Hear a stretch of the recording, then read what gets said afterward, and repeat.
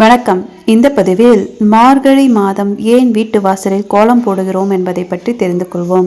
வீடியோக்குள்ளே போகிறதுக்கு முன்னாடி எங்கள் சேனலை இப்போ தான் நீங்கள் ஃபஸ்ட் டைம் பார்க்குறீங்கன்னா சப்ஸ்கிரைப் பட்டனை கிளிக் பண்ணிக்கோங்க. கூடவே அந்த பெல் பட்டனை கிளிக் பண்ணிக்கோங்க. அப்போ தான் நான் போடுற ஃபியூச்சர் வீடியோஸ் உங்களுக்கு எப்பயுமே நோட்டிஃபிகேஷனாக வரும். நமக்கு ஒரு வருடம் என்பது தேவர்களுக்கு ஒரு நாள் ஆகும். தை மாதம் தொடங்கி ஆணி வரை அவர்களுக்கு பகல் பொழுதாகவும், ஆடி மாதம் முதல் மார்கழி வரை இரவு பொழுதாகவும் இருக்கும். அப்படி பார்க்கும்போது அதிகாலையான பிரம்ம முகூர்த்தம் இந்த மார்கழியில்தான் வருகிறது. தேவர்களுக்கு பிரம்ம முகூர்த்தமாக இருப்பதால் மார்கழி மாதம் மனிதர்களுக்கு சிறந்ததாகிறது.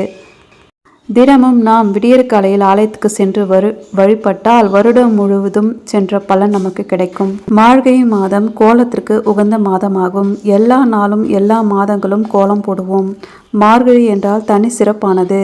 இறைவனை தொழுவதற்காக சிறப்பு மாதமாக இதை கூறுகிறோம்.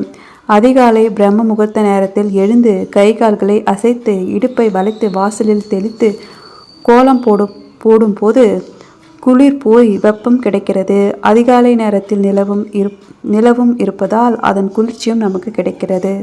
அக்காலத்தில் அரிசி மாவில் தான் கோலம் போடுற பழக்கம் இருக்குது. பல வகை கோலம் போடுவாங்க. கோலங்கள் தீய சக்திகளை வீட்டுக்குள் வருவதை தடுக்கும். மேலும் பித்ருக்கள் நம் வீட்டுக்கு வருவதற்காக, அவர்களுடைய ஆசையை பெறுவதற்காகவும் அமாவாசை போன்ற நாட்களில் கோலம் இடாமல் இருக்கிற பழக்கமும் இருக்குது. யாராவது வீட்டை விட்டு காலையில் கிளம்புறாங்க அப்படின்னா அவங்க செல்வதற்கு முன்னாடியே வாசலில் தெளித்து கோலம் போட்டு விட வேண்டும்.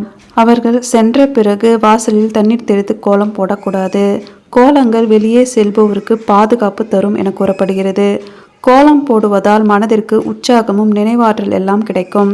மன ஒருமைப்பாடு இருந்தால்தான் புள்ளிகளை சரியாக இணைத்து கோலம் போட முடியும். சாணத்தின் மீது வைக்கப்படும் பூசணிப்பூ, பரங்கிப்பூ ஆகியவை வெளியேற்றும் வாசனை பனிக்காற்றில் கலந்து சிறந்த கிருமி நாசினியாக திகழும் என்பதால் அந்த வீட்டில் வசிப்பவர்களுக்கு நோய் எதிர்ப்பு சக்தி அதிகரிக்கும்.